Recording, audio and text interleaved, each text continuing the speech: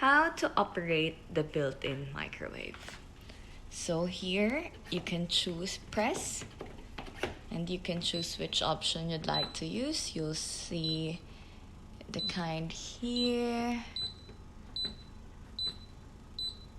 So microwave, and then you can choose the time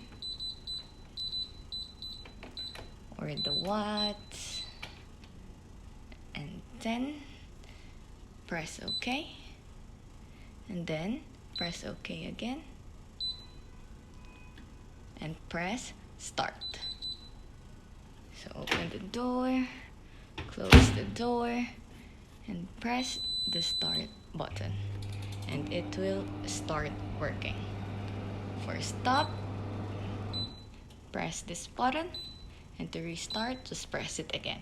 To turn it off, just put it back to 0, press, put it back in the middle, and then press.